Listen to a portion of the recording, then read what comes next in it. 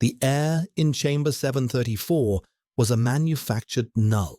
It had no temperature, no scent, no texture. It was simply a medium for oxygen, a sterile void designed to preserve the integrity of the product within.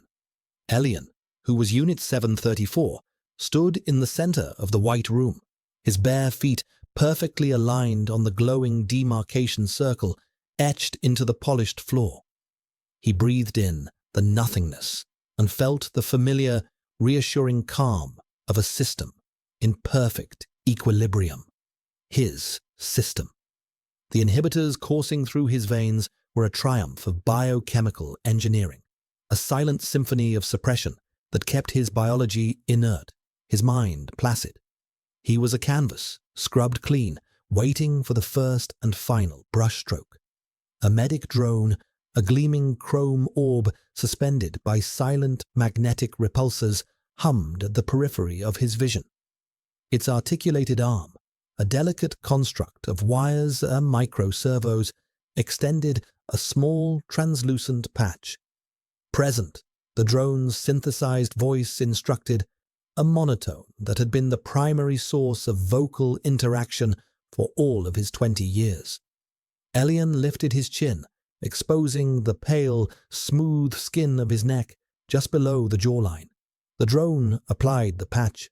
A faint, cool sensation spread across his skin as the final, high-dosage scent inhibitor was absorbed. This was the sealing, the final step in a lifetime of meticulous preparation. For 20 years, the sanctuary had cultivated him, pruned him, perfected him. He was not a person. He was an asset, an investment, the culmination of a genetic lineage and a rigorous conditioning protocol designed to produce the ideal Omega, beautiful, placid, and utterly devoid of the chaotic biological imperatives that had once defined his designation. He was a masterpiece of control. Assessment complete, the drone chirped. Unit 734 is nominal, awaiting transfer. The drone retracted its arm and floated silently toward its charging niche in the wall, leaving Elian alone in the white infinity. He did not move. He did not think. He simply was. A perfect state of readiness. The demarcation circle beneath his feet pulsed with a soft, steady light, the rhythm of his own placid heartbeat. He looked at his reflection in the mirrored wall opposite him, a feature installed for the final phase of behavioral monitoring.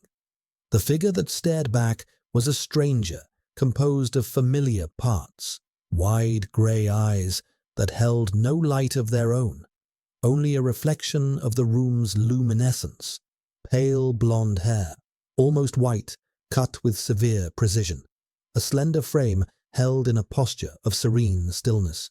The face was a mask of calm neutrality. He had practiced the expression for years until it was no longer a practice. It was his face. A soft chime echoed through the chamber, and the wall behind him dissolved into a doorway of light. Proceed to the transfer atrium, Unit 734, the disembodied voice of the sanctuary commanded. Elian turned and walked, his movements fluid and economical. He had never been outside this chamber, but his body knew the way. The corridors were as white and sterile as his room, the air just as void. The only sound was the soft whisper of his bare feet on the floor. He passed other doors, other chambers, each holding a unit just like him, a long line of identical, perfect products awaiting their turn. He felt no kinship with them, no curiosity. They were merely data points, reflections of his own existence. The atrium was a vast circular chamber, its ceiling a dizzying height.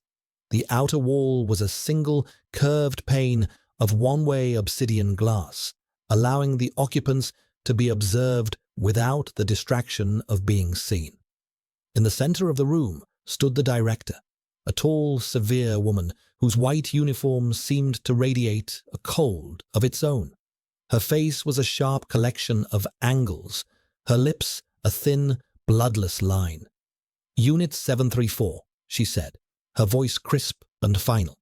"Your assignment has been confirmed. You will conduct yourself according to protocol. You will be a credit to the sanctuary." "I will be a credit to the sanctuary," Elian repeated, his voice a soft, even tone.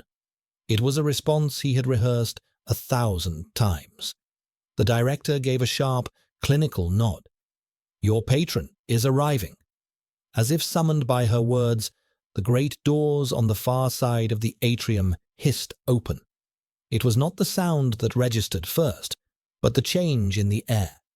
The perfect null was violated. A presence, dense and heavy, poured into the room, displacing the sterile void. It was followed by a scent. Elian had no name for it, no frame of reference. The sanctuary's archives described scents in clinical terms: esters, aldehydes, pheromonal compounds. But this was not a chemical formula. It was a force. It was the smell of a storm breaking over a forest of ancient pines, the ozone-sharp tang of lightning striking cold stone, the deep, resonant scent of the earth after a hard freeze. It was power. It was absolute. A man stepped through the doorway, and the source of the pressure became clear. He was tall, dressed in a long coat of a black material that seemed to absorb the light. His hair was the color of jet, his face carved from unforgiving granite. He moved with a predatory grace that was utterly alien to the sterile, measured world of the sanctuary. This was an alpha, not the neutered, pheromonally dampened alphas on the sanctuary's staff, but a true, undiluted alpha. The raw power rolling off him was a physical blow. Elian's conditioning screamed at him to remain still, to present as a blank slate. But a tremor, fine as a hummingbird's wing, started deep in his bones. His placid system, for the first time in his life, registered a variable it could not compute. "Director," the man said, his voice a low baritone that vibrated in the air, in the floor, in Elian's very marrow. "Lord Kalen," the director's voice was different now. The crisp authority was gone, replaced by a thin veneer of deference that failed to conceal a tremor of fear. "The asset is prepared, as per the terms of our agreement." The man, Kalen, did not look at the director. His eyes, the color of a winter sky, swept the room and settled on Elian. The gaze was not lecherous or possessive. It was something far more unnerving. It was analytical. He was being assessed, not as a potential mate, but as a piece of technology, a complex equation to be solved. Kalen walked toward him, his footsteps silent on the polished floor. The scent intensified, wrapping around Elian, sinking into his pores. It was suffocating, and, to his horror, something deep within him, a vestigial instinct he did not know he possessed, yearned to lean into it, to breathe it in. He fought the urge, his muscles locking, his posture becoming unnaturally rigid. Kalen stopped before him, close enough that Elian could feel the warmth radiating from his body. He lifted a hand, and Elian flinched to an infinitesimal, involuntary movement that did not escape the alpha's notice. A flicker of something, curiosity, annoyance, crossed Kalen's severe features.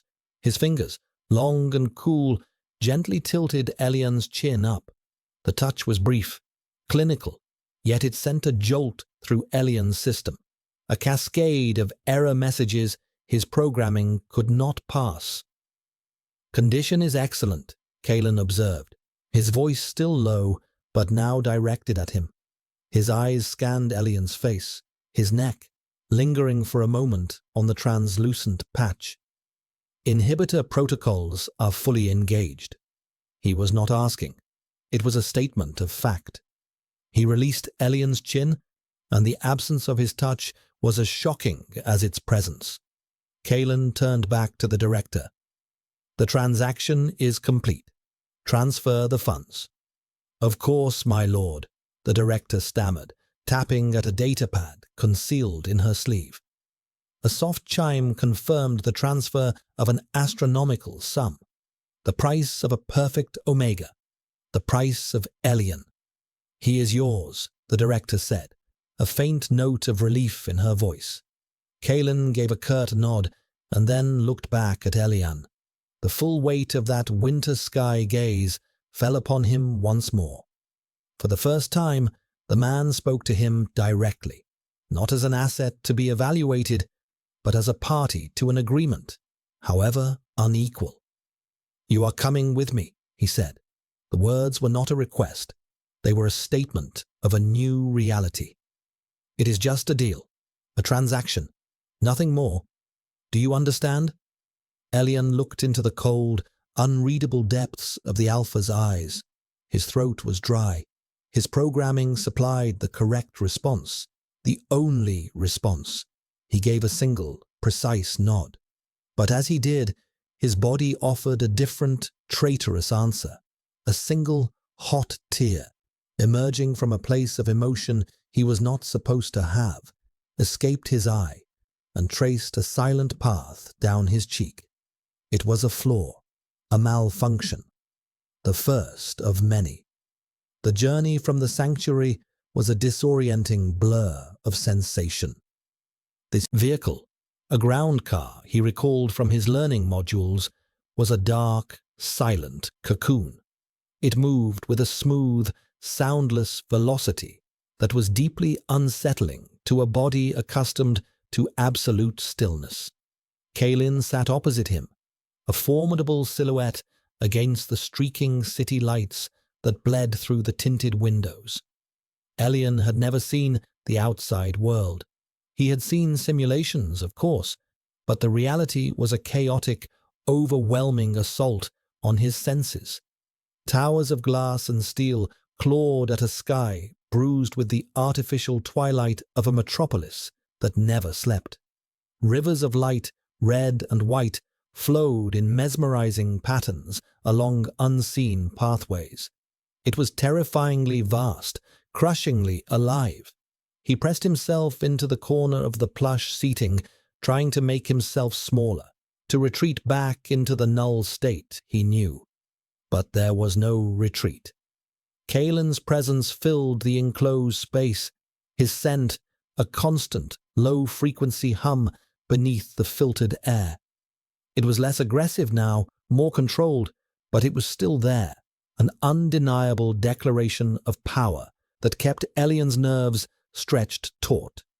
They did not speak. The silence was not the sterile, empty silence of the sanctuary. It was a weighted, charged thing, thick with unspoken variables. Elian watched Kalen's reflection in the dark window. The Alpha stared out at the city, his expression impassive, but his focus seemed directed inward, his mind clearly occupied with calculations Elian could not begin to fathom. Was he regretting his purchase? Had the tear, that single damning flaw, already devalued the asset? The thought sent a jolt of something cold and sharp through his chest. It felt like fear, but fear was an inefficient, illogical emotion. He was conditioned to be above it. Yet it persisted, a low thrum of anxiety that vibrated in time with the vehicle's silent progress. He was malfunctioning. He was defective. The car ascended, a smooth, vertical lift that made Elian's stomach clench. They glided into a private hangar at the apex of a colossal spire that pierced the clouds. The door opened not onto a corridor, but directly into a living space. Elian stepped out of the vehicle, and his breath caught. The word, apartment, was an insult to the space. It was a cavern of glass and polished stone, a two-story expanse of minimalist design that was less a home and more a monument to wealth and power. One entire wall was a sheet of floor-to-ceiling glass, revealing a breathtaking, God's-eye view of the sprawling city below. They were so high, the world seemed like a circuit board, intricate and impersonal. It was another cage, a gilded, impossibly vast cage, but a cage nonetheless. The air here was different, too. It was filtered, clean, but traces of Kalen's scent clung to everything. The cool marble under his bare feet, the soft material of a low-slung sofa, the very air he was breathing. It was his territory.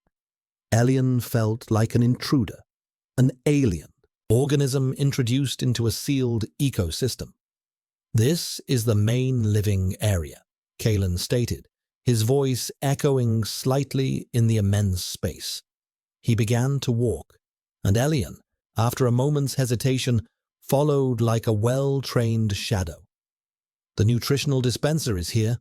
He indicated a sleek, featureless panel on one wall. "It is programmed with a dietary regimen suitable for your designation and metabolic profile. The sonic cleanser is through this archway." The tour was clinical, efficient. Kalen pointed out functions and features as if briefing a new technician on a piece of equipment. There was no welcome, no warmth. It was a transfer of an asset from one controlled environment to another. Finally, he led Elian to a set of doors. "This will be your room," he said, the doors sliding open at his approach. The room was large, furnished with a wide, low bed covered in pristine white linens, a simple desk, and another wall of glass overlooking the city. It was beautiful, luxurious, and as sterile and impersonal as his chamber at the sanctuary. There were no books, no art, no personal touches. It was a holding cell with a better view. "You will find appropriate garments in the closet," Kalen continued, his tone unchanging. "Rest. I have business to attend to." He turned to leave, then paused. He looked back at Elian, who stood frozen in the doorway, a pale, fragile figure, dwarfed by the scale of his new prison. For a moment, that analytical gaze seemed to soften, to hold a flicker of something else. But it was gone as quickly as it appeared. "There are security protocols. Do not attempt to leave the apartment. The consequences would be unpleasant." The threat was delivered with the same detached calm as the rest of his instructions, which somehow made it all the more terrifying. The doors slid shut, leaving Elian alone. The silence that descended was profound. He stood in the center of his new room, listening.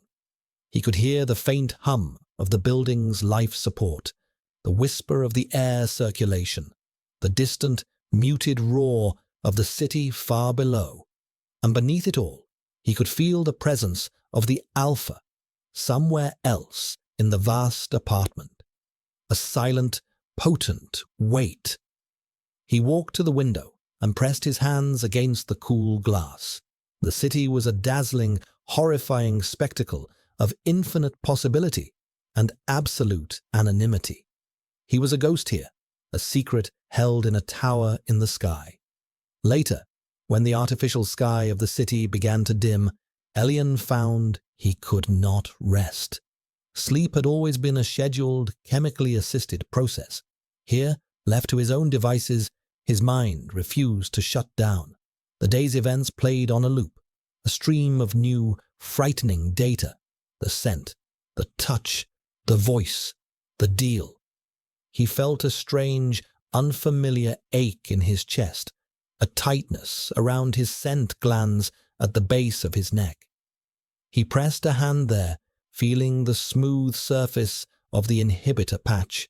It felt unusually warm against his skin, as if something was fighting against it, a tiny, cellular rebellion. He was a machine, and a critical component was beginning to fail. Panicked, he began to pace. The soft fabric of the provided tunic whispering around his legs. He found himself drawn back to the main living area, to the great window. The city was a glittering tapestry now, a thing of impossible beauty. He was standing there, a silhouette against the stars and the city lights, when a low voice spoke from the shadows. "The view is an acquired taste." Elian jumped, a strangled gasp escaping his lips. Kalen emerged from the darkness of a side corridor, a glass of water in his hand. He had moved so silently, Elian hadn't even sensed him. The Alpha walked toward him, his expression unreadable in the dim light. "It is considered one of the finest in the sector," Kalen continued, his tone conversational, almost gentle. "A symbol of achievement." He stopped a few feet away, following Elian's gaze out the window. "Or a reminder of how far one can fall." He extended the glass of water to Elian. "You are dehydrated." Elian stared at the glass, then at Kalen's hand. His own programming warred with a sudden, desperate thirst. He reached out, his hand trembling slightly, and his fingers brushed against Kalen's as he took the glass. A spark, a tiny, bioelectric shock that arced between them. It was nothing, a trick of static and dry air, but it felt like a lightning strike. Elian snatched his hand back as if he had been burned, water sloshing over the rim of the glass. The tremor was back, more pronounced this time. Kalen's eyes dropped to Elian's trembling hand, then lifted to meet his wide, frightened gaze. The mask of cold neutrality was still in place, but his nostrils flared just for a second, a subtle, animalistic motion. He was scenting him, scenting his fear, scenting his malfunction. Elian's world tilted, the glittering city lights blurring into a dizzying smear. The deal was off. He was defective. He was going to be returned. The thought was so terrifying, so absolute, that his knees gave way. He did not fall. An arm, strong as steel, wrapped around his waist, stopping his descent. Kalen held him, effortlessly supporting his weight, pulling him flush against a body that was all hard muscle and contained power. Elian's face was pressed against the soft fabric of Kalen's shirt, and he was drowning in the Alpha's scent, a pure, undiluted wave of pine and stone and cold, clean air. It should have been terrifying. It was, but beneath the terror, something else stirred. A sense of rightness, a sense of safety. He was a malfunctioning machine, and his creator was holding him, and the world had ceased to make any sense at all. The days that followed settled into a strange, disquieting rhythm.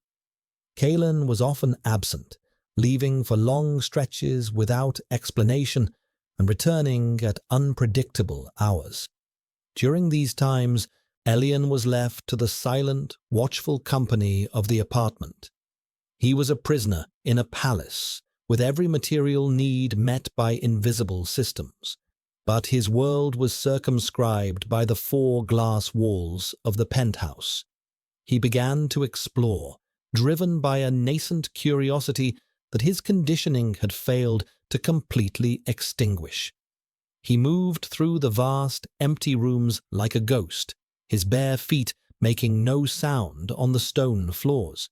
The apartment was a monument to control, every object in its precise place, every surface gleaming. There was no clutter, no sign of a life lived, only a life curated. But there were inconsistencies, cracks in the sterile facade. One day, he discovered the conservatory. It was hidden behind a wall that looked like solid stone, but irised open at his tentative touch. He stepped through and found himself in another world. A glass dome arched overhead, revealing the actual sky, a startling, unfiltered blue, and below it, a riot of life. Plants, real plants, grew in abundance, their green leaves unfurling in a chaotic, organic tangle. The air was thick with the scent of damp earth, chlorophyll, and the sweet, heavy fragrance of a flower he didn't recognize, its petals the color of a deep bruise. It was the antithesis of the rest of the apartment, of the sanctuary, of his entire life. It was a pocket of wildness in the heart of a controlled world, Kalen's secret garden. Elian would return there every day, sitting silently among the leaves, breathing in the living air. It felt like a transgression, a secret he now shared with his enigmatic keeper. As the external environment remained constant, Elian's internal environment was in turmoil. His body was becoming a foreign country. The inhibitors, once an absolute authority, now seemed to be fighting a losing battle. He would be struck by sudden waves of heat that had no external cause, a flush spreading from his chest up his neck. The tingling in his scent glands became a persistent ache, a pressure building behind the patch. And then, one afternoon, while standing in the conservatory, a wisp of scent, faint and unfamiliar, bloomed on his skin. It was his own. He had never been allowed a scent, had never known he even possessed one. He lifted his wrist to his nose, inhaling cautiously. It was a shy, green fragrance, like crushed tea leaves and the smell of pavement after a summer rain. It was him. The realization was both terrifying and exhilarating. He was not a null set. He was not a blank canvas. There was something written on him, in a language he was only just beginning to learn. He spent the rest of the day in a state of high anxiety, scrubbing his skin, terrified Kalen would detect the flaw, the unauthorized emission. Kalen's observation of him, already intense, took on a new dimension. He no longer simply watched. He tested. The clinical assessments returned, more frequent and invasive than before. Kalen would sit him down, attach a series of biometric sensors to his temples, his wrists, his chest. A monitor would display the cascading data of Elian's internal state, heart rate, galvanic skin response, pheromone output. Elian would sit perfectly still, trying to force his body into submission to make the numbers on the screen align with the nominal parameters he knew were expected. But the lines on the graph would spike and tremble at Kalen's proximity. "Your heart rate is elevated, Unit 734, Kalen would state, his voice a detached murmur as he made a notation on a datapad. His fingers would brush against the sensitive skin of Elian's inner wrist as he adjusted a sensor. The touch was always professional, always precise, but it lingered for a microsecond too long. That microsecond was an eternity. In that space, Elian's pulse would hammer, a frantic, trapped bird beating against his ribs, and the monitor would betray him with a shrill, escalating beep. Kalen would watch the display, then look at Elian, his expression a frustratingly blank mask. He never reprimanded him for the deviation. He just observed, collected the data, and filed it away. Elian was a puzzle the Alpha was methodically, patiently solving. One evening, Kalen broke the routine. Instead of an assessment, he handed Elian a data tablet. "Your education is incomplete," he said, the slightest hint of something other than neutrality in his tone. "This may provide a broader context." Elian took the tablet. It was not filled with schematics or biochemical formulas. It was art. He scrolled through images of paintings, sculptures, architecture from 1,000 different worlds and 100 different eras. He saw joy, sorrow, rage, and love captured in oil and stone and light. It was a vocabulary of emotion he had never been taught. Then he found the music. He put on the provided earbuds, and the sterile silence of his world was filled with the sound of a string quartet. The melody was a living thing, a narrative of aching melancholy that swelled into a crescendo of defiant hope. It bypassed his conditioning entirely, speaking directly to that nascent, burgeoning thing inside him.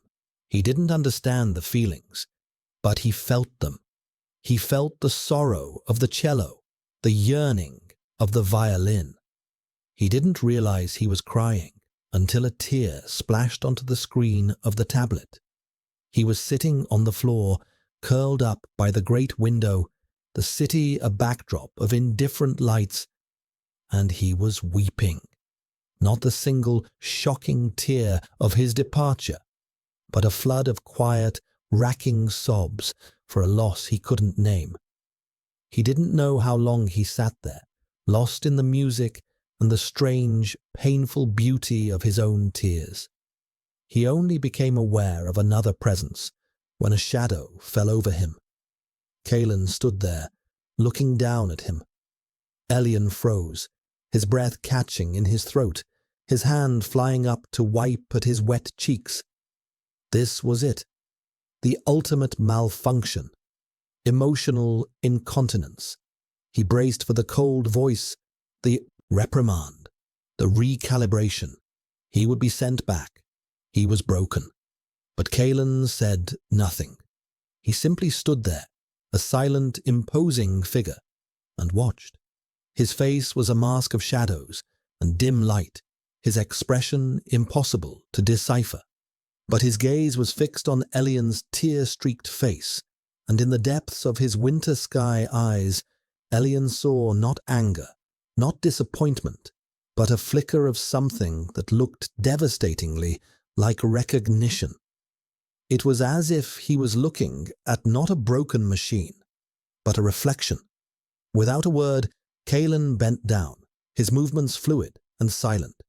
He did not touch Elian. He simply retrieved the data tablet from Elian's lap.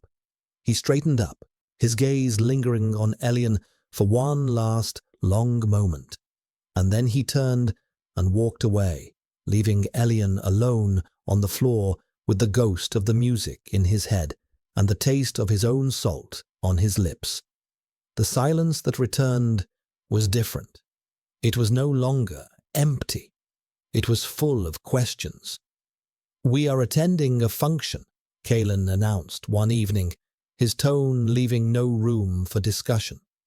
The statement landed in the quiet air of the apartment, like a thrown stone. Elian, who had been staring at the endless river of traffic below, turned to look at him. Kalen was standing by the door, dressed in a formal, high-collared tunic of black so deep it seemed to drink the light. He looked severe, powerful, and untouchable. "You will accompany me. You will remain by my side. You will be silent. You will observe. It is a test." A test. The word sent a familiar chill through Elian.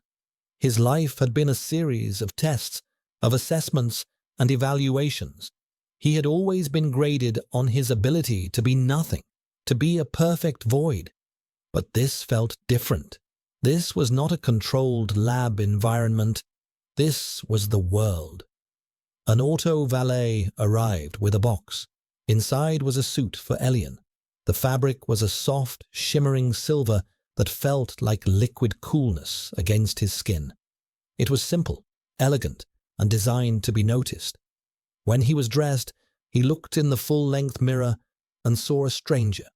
The figure staring back was ethereal, beautiful, a stark contrast to the severe black of the alpha who stood waiting for him. He was being presented. He was an object, a trophy, a symbol of Kalen's status, a new acquisition to be displayed. The realization was cold and sharp. He was not a partner. He was an accessory. The function was held in a sprawling ballroom atop another of the city's highest spires. The moment they stepped out of the elevator, Elian was hit by a wall of sensory input so dense It was almost physical.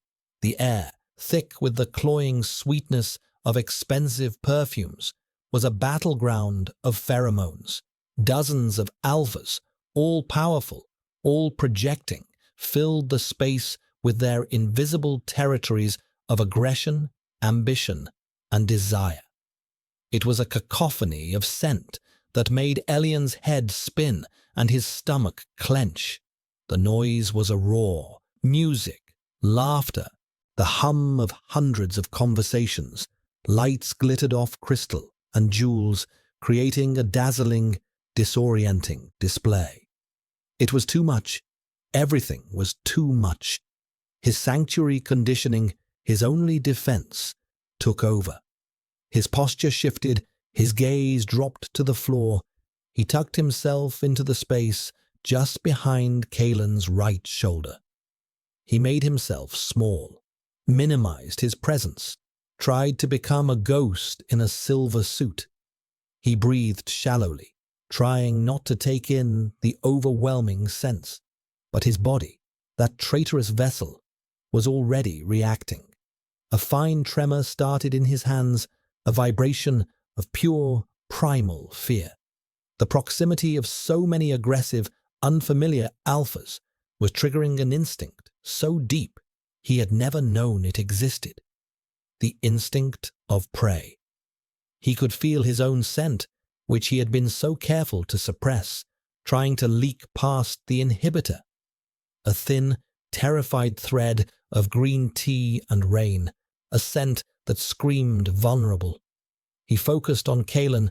Kaelin was his anchor in the storm. The alpha moved through the crowd with an unnerving calm, a shark gliding through a school of lesser fish. His personal space was a bubble of respect. Others parted for him, their gazes a mixture of fear and deference. His own scent was a tightly controlled blade, sharp and clean, cutting through the pheromonal noise. Being near him was the only thing keeping Elian from collapsing. Then, a new presence broke through their bubble. Kaelin, I didn't expect to see you gracing us with your presence. The voice was slick, underlined with a sneering arrogance. The man who approached was handsome in a cruel way, his scent sharp and invasive, like burnt sugar and metal. He was an alpha, and he radiated a challenge. His eyes flickered past Kaelin and landed on Elian, a slow, predatory appraisal that felt like being stripped bare. A new acquisition, the man purred, his gaze lingering on Elian's neck, as if he could see the inhibitor patch through the fabric. From the sanctuary, isn't it? I hear they make them so compliant. A blank slate for a man of your particular taste to write upon. Elian flinched at the insult, pressing closer to Kaelin's side. He could feel the tension coil in Kaelin's body, a subtle hardening of muscle. But Kaelin's face remained a mask of bored indifference. Rorik, Kaelin greeted the man, his voice devoid of any warmth. I'm surprised they let you off your leash. Rorik laughed, a harsh, unpleasant sound. He ignored Kaelin, his attention fixed solely on Elian. He took a deliberate step closer, invading their space, his aggressive scent washing over Elian in a suffocating wave. It was a direct, primitive challenge, an attempt to intimidate Kaelin by threatening his possession. He's a pretty one, Rorik murmured, his eyes roaming Elian's body. Does he have a name? Or just a unit number? Elian's fear was a cold, solid thing in his chest. He felt his knees weaken. He was going to be sick. He was going to faint. He was going to fail the test. And then it happened. It was not a grand gesture. It was a movement so small, so subtle, that anyone not paying close attention would have missed it. Kaelin shifted his weight, a movement of no more than 2 inches, but it was enough to completely block Elian from Rorik's view. He had interposed his body, creating a physical shield. At the same time, the tightly controlled blade of his scent flared. It wasn't a shout. It was a deep, subsonic vibration of pure, absolute authority. The clean scent of pine and stone was suddenly underpinned by something ancient and glacial, the crushing pressure of the deep ocean. It was a silent, devastating declaration that filled the space around them, pushing back Rorik's cloying scent, pushing back the entire room. The scent did not say back off. It said, with chilling finality, mine. The effect was instantaneous. Rorik, who had been leaning in with a confident smirk, physically recoiled as if he had walked into a wall of ice. The color drained from his face. His bravado evaporated, replaced by a flicker of genuine fear in his eyes. He stammered something, an apology, an excuse, and then beat a hasty retreat, melting back into the crowd. The pressure receded as quickly as it had come. Kalen's scent drew back in, returning to its state of cool control. The air around them cleared. The moment was over. But something had fundamentally changed. Kalen turned his head slightly, his profile sharp and severe against the glittering lights. His gaze met Elian's for a fraction of a second. His eyes were dark, a stormy winter sky, and there was no warmth in them, no reassurance. There was only a cold, stark, terrifying possessiveness. The look said the same thing his scent had. Mine. A strange, shameful heat bloomed in Elian's chest. He should have been terrified. He was. But beneath the terror, a different feeling stirred. It was the feeling of a ship, lost in a hurricane, suddenly finding a safe harbor. It was the feeling of a key turning in a lock. He had been claimed. He had been protected. He had watched a god dismiss a lesser creature with a thought. And in that moment, the cold, clinical language of their arrangement, "It's just a deal," felt like the most profound lie he had ever been told. His body, which had been trembling with fear, was now trembling with something else entirely, something he had no name for. The incident at the party left an indelible mark on the quiet landscape of their cohabitation. Kalen never spoke of it, and Elian lacked the vocabulary or the courage to bring it up. But the memory of that silent, powerful declaration, mine, lingered in the air between them, a new and complex variable in their equation. Elian found himself watching Kalen with a new intensity, searching for clues, for any sign that the Alpha's mask of cold control might slip again. He started to notice things he hadn't before. The way Kalen's jaw would tighten when he was reading a difficult report on his datapad. The rare, almost imperceptible softening of his eyes when he stood in his secret conservatory, surrounded by living things. The way he would sometimes pause in a doorway and just watch Elian, his gaze heavy with a weight Elian couldn't decipher. Driven by a desperate need to understand the man who held his life in such a casual, powerful grip, Elian became bolder in his explorations of the apartment. He was no longer just a passive occupant. He was a detective, searching for the ghost of a personality in the sterile, curated space.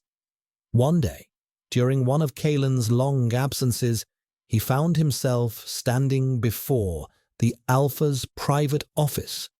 The door was locked, of course. Everything of importance was secured. But as he reached out, his hand hovering over the access panel, it chimed softly and slid open. He froze, his heart hammering in his chest. Had Kalen left it open for him? Was this another test? He stepped inside. The office was as minimalist and controlled as the rest of the apartment, dominated by a large desk of black, polished obsidian. Multiple data screens hovered in the air above it, displaying complex streams of financial data, political reports, and encrypted communications. It was the nerve center of Kalen's empire. But it was not the technology that drew Elian's eye. Tucked away on a low shelf, almost hidden, was a small, unassuming grey box. It was the only object in the room that did not seem to have a specific, functional purpose. It was old, its corners worn smooth. It felt personal. With trembling fingers, Elian lifted the lid. The box contained no secret documents or weapons. It contained memories. A single faded photograph showed a young boy with Kalen's severe features, but with a smile that was shockingly open and bright, standing beside a woman with kind eyes. There was a small, carved wooden bird, its paint chipped, and at the bottom a small, flat data chip. It looked ancient. Curiosity overriding his fear, Elian picked up the chip and slipped it into the terminal on Kalen's desk. He expected it to be encrypted, to require a password he didn't have, but it opened immediately to a single, unprotected file. A medical report. Elian began to read. The language was dense, clinical, full of genetic markers and biochemical terminology that he only vaguely understood. But he understood enough.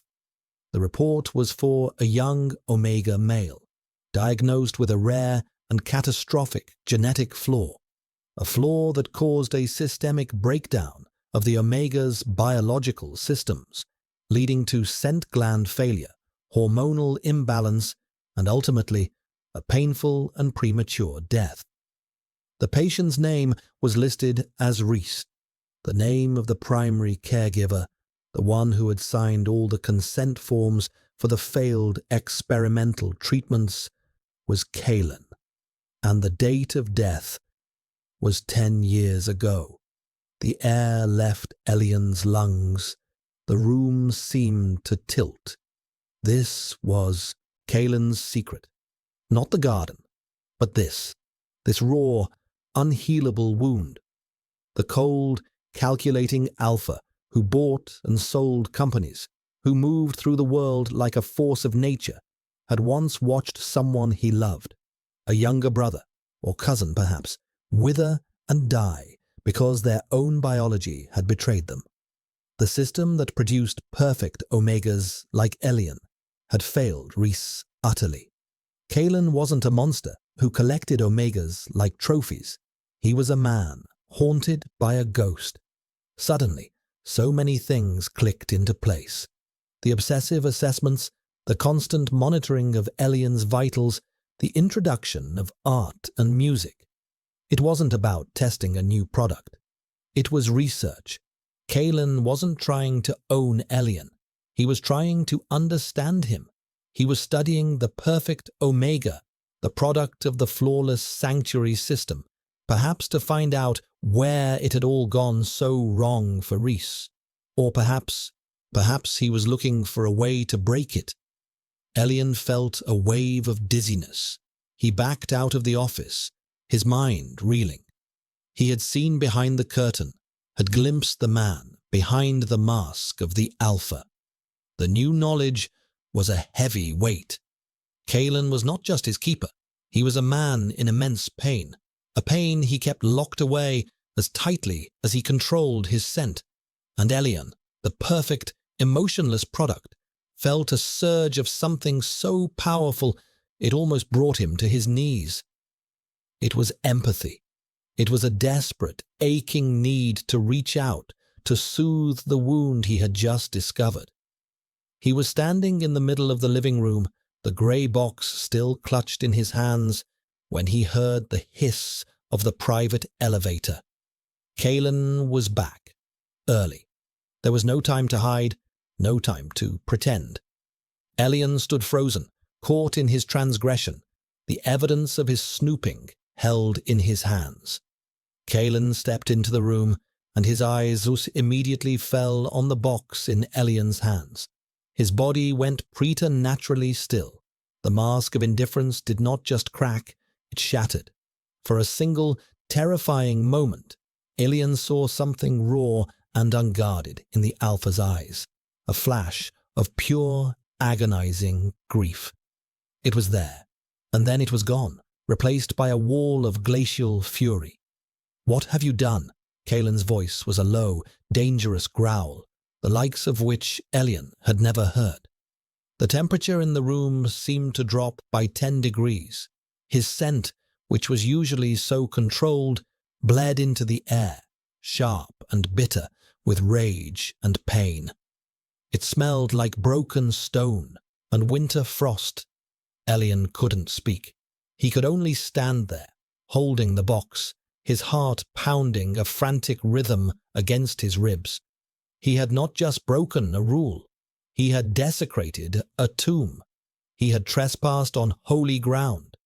And he knew, with a certainty that chilled him to the bone, that the consequences would be far, far more than just unpleasant. The deal was broken, and he had no idea what came next. The silence in the room was a living entity, heavy and suffocating. Kalen stood across the expanse of polished stone, his stillness more menacing than any overt threat. The fury in his scent had receded, pulled back under his iron control, but the echo of it remained, a bitter tang in the air. His face was unreadable again, a mask of cold stone, but his eyes, fixed on the grey box in Elian's hands, were black with a depth of emotion Elian could not fathom. Elian's own body was a traitor, trembling with a fear that was primal and absolute.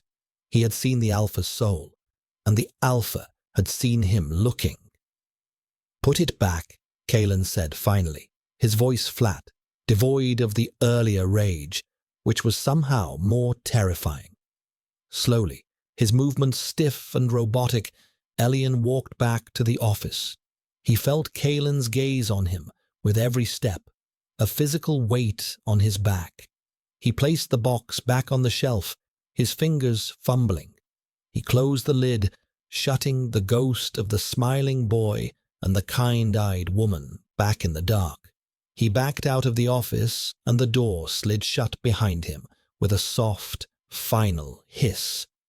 He turned to face Kaylee, prepared for the verdict, for the punishment, for his return to the sanctuary, labeled as a defective, prying, emotionally unstable unit. But Kalen did not speak of punishment. He simply looked at Elian, a long, searching look that seemed to peel back the layers of his conditioning and stare directly at the frightened, nascent person beneath. "Go to your room," he commanded, his voice weary. Elian fled. He shut the door to his room and leaned against it, his breath coming in ragged gasps. He had expected an explosion, a cold fury that would end him. He had not expected this heavy, aching silence. He had not expected to be dismissed like a child. The empathy he had felt earlier was now mingled with a profound and bitter shame.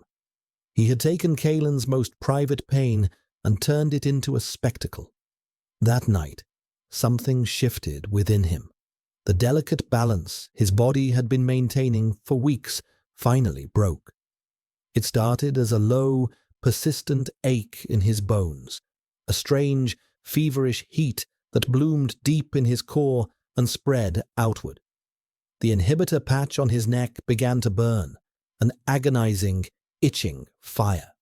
He clawed at it, his nails scraping against the adhesive, but it wouldn't come off. The air in his room felt too thick, too hot. He threw off his tunic, but the heat was internal, a furnace stoked by his own biology. His senses sharpened to a painful degree. He could hear the whisper of the air vents, the hum of the building's systems, the frantic beat of his own heart, and through it all, a single, overriding scent. Kalen. He could smell the Alpha through the walls, through the floors. The scent of pine and stone was a siren call, a magnetic north that his entire being was suddenly, desperately oriented toward. This was not a malfunction. This was a cascade failure. He stumbled to the sonic cleanser, turning the water to its coldest setting, hoping the shock would quell the fire in his blood. But the cold water on his hot skin only seemed to make it worse, creating clouds of steam. He was burning from the inside out. His scent, the one he had tried so hard to hide, erupted from him. No longer a shy wisp of green tea, but a thick, sweet, desperate fog of rain-soaked leaves and blooming night flowers. It was a scent of offering, a scent of need, a scent of invitation. He was going into heat. It was impossible. The inhibitors, the conditioning, the decades of biochemical suppression, it was all supposed to make this impossible. But his body, in the presence of this specific alpha, was staging a revolution. It was screaming a truth his mind had been trained to deny. He collapsed onto the cool floor of the cleanser, his body racked with tremors. He was losing control. He was losing himself. He was becoming the very thing the sanctuary had spent 20 years erasing. An Omega. The thought was terrifying. He curled into a ball, wrapping his arms around himself, trying to hold his fracturing self together. He was an asset. He was an experiment. He was a transaction. He was not supposed to feel. He was not supposed to need. And yet, he did. With a clarity that was both horrifying and liberating, he knew what he needed. He needed the alpha. He needed the scent of pine and stone to anchor him. He needed the presence that was a constant, powerful weight in his world to keep him from flying apart. The need was a physical, gnawing hunger. He must have made a sound, a whimper, a cry, because the door to his room slid open. Kalen stood in the doorway, a dark silhouette against the light of the hallway. He said nothing. He didn't have to. The air in the room was thick with Elian's scent, a palpable, cloying wave of pheromonal distress. Kalen's nostrils flared. His body went rigid. "Report," Kalen's voice was strained, a low growl. He was fighting for control. I don't know," Elian gasped from the floor. "It hurts. Everything is hot." Kalen took a step into the room, and then another. He moved like a man walking on the edge of a precipice. He knelt down, not too close, his eyes scanning the room, the cleanser, and finally, Elian's flushed, trembling form. His gaze was intense, analytical, but underneath it, Elian saw a flicker of the same raw emotion he had seen earlier. Not anger this time. Something else. Something that looked like alarm. And a deep, profound conflict. "The inhibitors have failed," Kalen stated, his voice a low murmur, more to himself than to Elian. The proximity, it must have triggered a system override. He looked at Elian, at the sheen of sweat on his skin, at his dilated pupils, at the desperate plea in his eyes. The alpha in him, the primitive, instinctual core, was being assaulted by a scent designed to bypass all reason. And the man, the haunted, grieving man, was at war with the beast. He reached out a hand, slowly, as if not to startle a wild animal. He didn't touch Elian's skin. His fingers hovered just over the burning patch on Elian's neck. "This has to come off," he said, his voice rough. "It's causing a toxic reaction." Elian flinched back. "No, it's protocol." "Your protocols are irrelevant," Kalen gritted out. "Your system is in crisis." He leaned closer, his scent, a vortex of control and barely suppressed instinct, washing over Elian. It was overwhelming. It was terrifying. and it was the only thing in the world Elian wanted. A sob broke from Elian's throat. He was so tired of fighting, so tired of being a machine. He just wanted the burning to stop. He gave a small, almost imperceptible nod. With clinical precision, Kalen's fingers found the edge of the patch. He peeled it back, slowly, carefully. The relief was immediate and exquisite, like a pressure valve being released. But as the patch came away, it took with it the last barrier. Elian's scent, raw and unfiltered, flooded the small space. It was the scent of his surrender. Kalen froze, his hand still at Elian's neck. He closed his eyes for a moment, his jaw clenched so tightly it looked like it might break. He was fighting a battle Elian could only guess at. When he opened his eyes again, they were dark, turbulent pools. He was looking at Elian, but he was seeing a ghost. "Reese," he breathed, the name a ghost of a whisper, a wound torn open. And in that moment, Elian understood. This had happened before. The name Reese hung in the steam-filled air between them, a ghost summoned by scent and memory. The sound of it, spoken in Kalen's raw, strained voice, was a key, unlocking the final piece of the puzzle. Kalen's fight for control wasn't just about a man versus his instincts. It was about history repeating itself. He was watching a nightmare he had already lived once unfold before his eyes. The realization cut through the feverish haze of Elian's mind with chilling clarity. He was not just an Omega in heat. He was the echo of a past trauma, a walking, breathing reminder of Kalen's greatest failure. Kalen pulled back, his hand dropping from Elian's neck as if burned. The mask of control slammed back into place, but it was fractured, hastily reassembled. "The heat will run its course," he said, his voice clipped, clinical. He was a researcher again, observing a phenomenon. "I have medical suppressants. They will manage the physiological symptoms." He stood, his movements stiff, and turned to leave. "Don't."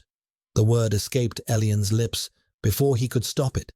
It was a weak, pathetic sound. But it halted the alpha in his tracks. Kalen stood with his back to him, a rigid statue of denial. "Don't leave," Elian whispered, the plea tearing from a part of him he didn't know existed. It wasn't the heat talking. It wasn't the biology. It was him, the nascent person who had listened to music and wept, who had felt empathy for a stranger's pain. "I'm frightened." Kalen remained silent for a long moment. The battle within him was palpable, a silent, violent war. To stay was to acknowledge the Omega, the heat, the connection that was arcing between them like raw electricity. To leave was to treat him as Reese had been treated, as a medical problem to be managed, a set of symptoms to be suppressed until the system failed completely. Finally, with a low curse that was bitten off before it could fully form, Kalen turned around. He did not come closer. He walked to the far side of the room and sank down onto the floor, his back against the wall, creating a deliberate, significant distance between them. He was a sentinel, a guardian standing watch over a dangerous, unpredictable force, himself and the Omega on the floor. The hours that followed were a strange, timeless ordeal. The heat rose and fell in waves, a relentless tide of sensation. Elian's body was a crucible, burning away 20 years of conditioning. Every nerve was alive, every sense screaming. The pain was real, a deep, cramping ache that was both agony and a strange kind of ecstasy, the feeling of a body waking up after a long, artificial sleep. Through it all, Kalen stayed. He did not speak. He did not move. He just sat there, a fixed point in Elian's swirling, chaotic universe. His presence was an anchor. His scent, even from across the room, was a grounding force, a promise of solidity in a world that had dissolved into pure sensation. At one point, as a particularly violent wave of tremors racked Elian's body, a low, keening sound of distress escaped his throat. Kaelin's head snapped up. His eyes, dark and unreadable in the dim light, met Elian's. Elian saw the struggle there, the war between protocol and impulse. Then, Kaelin began to speak. His voice was low and steady, a calm, measured baritone. He wasn't speaking to Elian, not really. He was reciting something. A star chart, the names of constellations, their coordinates, the chemical composition of distant nebulae. It was cold, factual, scientific data. It was the language of control, of order. But in the face of Elian's biological chaos, it became a lifeline. The rhythmic, predictable cadence of his voice was something to cling to. It was a barrier against the storm. Elian closed his eyes and focused on the sound, on the litany of star names and galactic coordinates. He let the voice wash over him, a cool stream of logic over the fire of his instincts. He was not an Omega in heat. He was a distant star, catalogued and understood. He was not a body in pain. He was a series of predictable chemical reactions. He was data. And Kaelin, the ultimate analyst, was there to observe and record. It was a strange, clinical intimacy, more profound than any touch. As the long night bled into the artificial dawn of the city, the fever began to break. The waves of heat lessened. The pain receded to a dull ache. Exhaustion, profound and absolute, settled over Elian. He was hollowed out, scoured clean. He lay on the cool floor, his body limp, his mind blessedly quiet for the first time in what felt like an eternity. He opened his eyes. Kaelin was still there, in the same position, his vigil unbroken. His severe face was etched with fatigue. He looked human. Slowly, shakily, Elian pushed himself up into a sitting position. He felt weak, fragile, but also new. He was a blank slate, but this time it was a slate of his own making, not one that had been wiped clean by the sanctuary. He looked at the alpha across the room. The power dynamic had irrevocably shifted. The deal was a joke. The pretense of a simple transaction was a pile of ash on the floor. They had been through a fire together, and neither of them had emerged unscathed. "Thank you," Elian whispered, his voice hoarse. Kaelin's gaze met his. The weariness in his eyes was vast, a landscape of old grief and new complications. He gave a single, curt nod. He had not offered comfort. He had not offered pleasure. He had simply been present. He had witnessed Elian's unmaking and his remaking. He had held the space for his transformation, not as a keeper or a scientist, but as a witness. And in the silent, shared space of that sterile white room, that was more than enough. It was everything. The aftermath of the heat was a quiet, fragile truce. The apartment, once a silent battleground of unspoken tensions, now felt like a recovery ward. Elian was weak, his body aching with the memory of its rebellion, but his mind was clearer than it had ever been. The fog of the inhibitors was gone, and the world was sharp, vivid, and terrifyingly real. His own scent was a constant presence now, a soft, clean fragrance that was irrefutably his. Kaelin treated him with a careful, distant courtesy. He ensured the nutritional dispenser provided recovery-focused meals. He left a set of soft, comfortable clothes outside Elian's door. He kept his distance, as if Elian were a piece of volatile, unpredictable technology that might overload at any moment. But the observation had changed. It was no longer the clinical assessment of a scientist studying a specimen. There was a new, cautious curiosity in his gaze, and something else, something that looked almost like respect. They existed in this suspended state for 2 days. The silence was thick with things that needed to be said, but neither of them knew how to begin. The discovery of Reese's memory, the catastrophic failure of the inhibitors, the raw clinical intimacy of the heat. It had all shattered the framework of their deal, and they were now adrift, without a map. The end of their fragile peace came without warning. Elian was in the conservatory, his sanctuary, tracing the vein of a large, waxy leaf, when a harsh, unfamiliar alarm blared through the apartment. Red lights flashed, casting the lush green foliage in a bloody, pulsating glow. Elian's heart leapt into his throat. He ran out into the main living area. Kalen was already there, standing before the main security console, his face grim. "What is it?" Elian asked, his voice trembling. "Unscheduled breach," Kalen said, his fingers flying across the holographic interface. "Perimeter alert on this level. They bypassed the building's primary security." "They?" Kalen didn't answer. He brought up a security feed from the private elevator hangar. The image was grainy, distorted by a jamming signal, but the figures were unmistakable.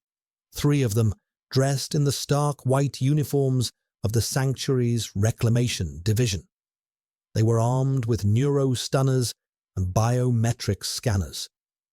The Sanctuary, Elian breathed, a cold dread seeping into his bones. They know I'm defective. Your pheromonal output during the heat would have been detectable by their long-range monitors, Kalen said, his voice a low, angry growl. They've flagged you as a compromised asset. They're here to recalibrate you. The word was a euphemism, and they both knew it. Recalibration meant being scrubbed, reset, his burgeoning personality erased, his biology forced back into submission. It was a fate worse than death. They cannot have you, Kalen stated, his voice flat and absolute. He turned from the console to face Elian. The detached scientist was gone. The grieving man was gone. In their place was the alpha Elian had seen at the party, a being of pure, focused power and terrifying purpose. The deal is terminated. This is no longer a transaction. It is a complication. He walked to a section of the wall, which slid open to reveal a hidden compartment. Inside was an arsenal of sleek, black weaponry. He took out a compact, high-energy sidearm and a thin, metallic case. The sound of grinding metal came from the hangar. They were cutting through the blast doors. They had minutes, maybe less. There is a storm drain access panel on the far side of the conservatory, Kalen said, his movements economical and precise as he checked the charge on the weapon. It leads to the sub-levels of the building. It's a long way down. It won't be pleasant. He looked up, his winter sky eyes locking with Elian's. But it is a way out. Your choice. Stay and be reset, or come with me and become a fugitive. This was the true test. Not the party, not the heat. This, a choice. The first real choice of his entire life. The sanctuary offered a return to the known, to the placid, painless void. It was safety. It was oblivion. Kalen offered the unknown, a life on the run, a future of uncertainty and danger. He was offering a chance to be a person, not a product. They will kill you, Elian said, his voice small, for harboring damaged goods. A humorless smile touched Kalen's lips for the first time since Elian had met him. It was a grim, terrifying thing. I have been a complication for the sanctuary for a very long time, he said. They have tried before. A loud crash echoed from the hangar. The doors were breached. There was no more time. Kalen looked at him, his expression unreadable, his hand outstretched, not in command, but in invitation. Stay or go, blank slate or living being. The choice was his. Elian looked at the outstretched hand. He looked at the face of the Alpha who had shown him art, who had guarded him through his transformation, who was willing to start a war for a compromised asset. He thought of the smiling boy in the photograph. He thought of the scent of real soil in the conservatory. He thought of the aching beauty of the cello. He was not Unit 734. He was not a blank slate. He was a person, and he was just learning what that meant. And he would not let them take that away from him. He would not let them take it away again. He stepped forward and placed his hand in Kalen's. His hand was trembling, but his resolve was firm. Kalen's fingers closed around his, strong and sure. The contact was a spark, a promise, a contract far more binding than any financial transaction. It was a deal of a different kind. Go, Kalen commanded, and together they ran. They moved through the apartment like phantoms, Kalen leading, Elian close behind. The blare of the alarm was a frantic heartbeat counting down their final seconds. As they reached the conservatory, the main doors to the apartment exploded inward with a concussive boom. The sound of armored boots on the stone floor followed, along with shouted commands in the clipped, sterile tones of sanctuary enforcers. Reclamation Team Alpha, secure the asset. Lethal force authorized for the patron. Kalen didn't hesitate. He propelled Elian into the humid, green sanctuary of the conservatory. The panel is behind the hydroponics unit. Go now, he ordered, turning back toward the doorway, his weapon raised. He was creating a choke point, using his home as a fortress. What about you? Elian cried, his feet tangling in the lush foliage. The deal was that I would protect my investment, Kalen said, his back still to Elian. His voice was grimly ironic. I am a man of my word. Move! Elian scrambled through the dense plants, the smell of chlorophyll and panicked sweat filling his lungs. He found the hydroponics unit, a complex array of pipes and nutrient tanks. Behind it, almost hidden by broad, waxy leaves, was a circular metal plate set into the floor. He tugged at the recessed handle. It was heavy, sealed by years of disuse. It wouldn't budge.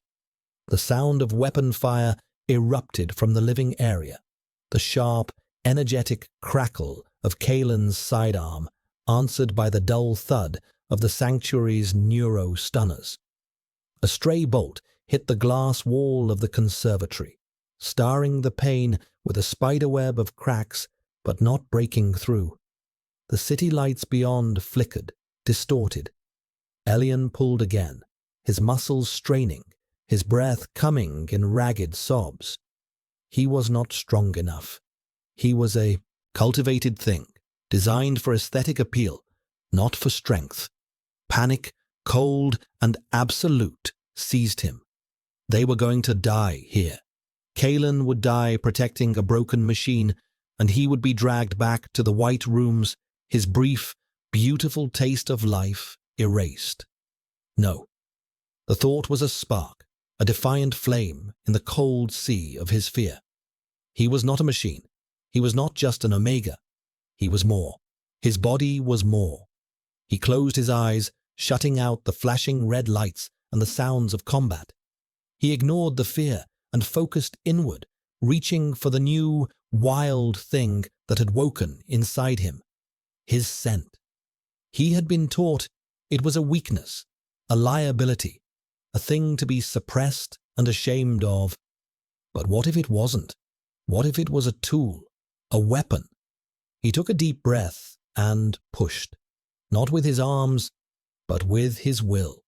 He let his scent pour out of him, not the sweet, inviting fragrance of the heat, nor the terrified scent of the party. He focused on the memory of Kalen's scent when he had faced down Rorik, the scent of authority, of command. He shaped his own pheromones, infusing the green, rainy scent with a core of absolute calm, a deep, resonant note of focus and trust. He flooded the conservatory with it, a silent, empathic broadcast aimed at the alpha fighting for his life just a few yards away. I am here. I am with you. Trust me. He felt a subtle shift in the air, a change in the chaotic rhythm of the firefight. Kalen's scent, which had been sharp with the adrenaline of combat, smoothed out, the bitter edge of rage softening into a cold, focused calm. It was an answer. I hear you. A new strength, born not of muscle but of connection, flooded Elian's limbs. He gripped the handle of the access panel again, his feet planted firmly in the rich soil. He pulled, and this time the heavy plate groaned in protest and lifted. A gust of cool, damp, slightly foul air rushed up from the darkness below. A metal ladder descended into blackness. "Kalen, it's open!" he screamed. The firing from the living room stopped. A moment of terrifying silence, and then Kalen was there, moving backward into the conservatory, his weapon still aimed at the doorway. There was a dark scorch mark on his sleeve, but he seemed uninjured. "Two down, one remaining," he said, his voice level, but his breathing was harsh. "He's calling for backup." He glanced at the open hatch, then back at Elian. His eyes were wide with a new, startling emotion. It was wonder. "Your scent, how did you—" "Later," Elian said, the word coming out with a confidence that stunned them both. "Go." Kalen needed no further encouragement. He slid his weapon into its holster and swung himself onto the ladder, disappearing into the darkness. "Your turn," his voice echoed up from below. Elian took one last look at the conservatory, this secret garden of life that had been his first taste of freedom. Then he heard the remaining enforcer shouting, his voice closer now. Elian didn't hesitate. He sat on the edge of the hole, swung his legs over, and began to climb down into the unknown darkness, leaving the world of light and glass and gilded cages behind. Kalen's hand found his ankle, guiding his foot to the next rung. The touch was firm, steady, and grounding, a silent promise in the dark. They were in this together. The fall was just beginning. The descent was a nightmare of rust and darkness. The ladder was slick with a century of grime and condensation, the air thick with the smell of decay and recycled water. Elian climbed blindly, his only guide the sound of Kalen's steady movements below him and the reassuring pressure of the alpha's hand occasionally brushing his leg, a silent encouragement. The sounds of the penthouse, the alarms, the shouting, faded above them, replaced by the drip of water and the hum of the city's deep infrastructure. It felt like they were descending into the planet's guts. After what seemed like an eternity, their feet touched solid ground. They were in a wide, circular tunnel, a main service conduit. The only light came from faint, glowing maintenance strips running along the ceiling, casting long, eerie shadows. "This way," Kalen said, his voice a low murmur that was swallowed by the vast, echoing space. He took Elian's hand, his grip firm, and began to walk at a brisk pace. Elian stumbled after him, his silver suit now filthy, his body trembling with adrenaline and exhaustion. The silence between them was no longer awkward or charged with unspoken questions. It was the simple, functional silence of two people united in a single purpose: survival. They walked for hours, navigating a labyrinth of tunnels and service corridors. Kalen seemed to know the way, consulting a map on his datapad that glowed in the darkness. He was prepared. He had always had an escape plan. The thought was a strange comfort. This was not a panicked flight. It was the execution of a contingency. Finally, Kalen led them up a narrow stairwell that ended at a heavy, sealed door. He worked at the lock, a complex series of electronic and manual tumblers. With a final, heavy clank, it swung open. They stepped out not into another tunnel, but into a small, clean, well-lit room. It looked like a transport hub locker. The air was clean, the light was steady. It was a pocket of order in the chaos. Against one wall were two large, anonymous-looking freight containers. Kalen led him to one and opened it. Inside was not cargo, but a small, Spartanly furnished living space. A bunk, a fresher, a nutritional dispenser, a safe house. "We can stay here for a few days," Kalen said, his voice rough with fatigue. "It's shielded. They won't find us." He gestured to the bunk. "Get some rest." Elian was too exhausted to argue. He collapsed onto the bunk, the events of the last few hours washing over him. The alarm, the fight, the escape, the feel of Kalen's hand in his. He had made a choice. He had acted. He had used his own abilities to save them. He was not the same person who had left the sanctuary. He was not even the same person who had woken up that morning. He must have slept because he was woken by the smell of hot nutrient broth. Kalen was sitting on a small stool, holding out a steaming cup to him. The gesture was so simple, so domestic, it felt surreal. Elian sat up and took the cup, his hands wrapping around its warmth. They sat in silence for a while, the only sound the soft hum of the container's life support. "You were a terrible investment," Kalen said finally, his voice laced with a dark, weary humor. He was looking at the far wall, not at Elian. "The most expensive, most complicated, most catastrophically failed asset I have ever acquired." Elian looked down at his cup. "I am sorry." "Don't be," Kalen said, and he turned to look at Elian. The exhaustion was still there, but the hardness in his eyes was gone, replaced by something softer, more open. "Reese, he was my younger brother. He was born with the same genetic markers as the perfect Omegas the sanctuary cultivates. But his system couldn't handle it. The biology they celebrate, they commodify. It consumed him. It was a sickness." His voice was flat, emotionless, but Elian could feel the mountain of grief beneath the words. "I have spent the last 10 years trying to dismantle the system that killed him," Kalen continued. "From the inside, I bought their data, their research, their assets. I was looking for a weapon, a weakness in their protocols, and then I found the listing for you. Unit 734, the perfect product, genetically flawless, perfectly conditioned. I thought if I could study you, I could find the flaw in their design. I could prove that what they create is unnatural, unstable."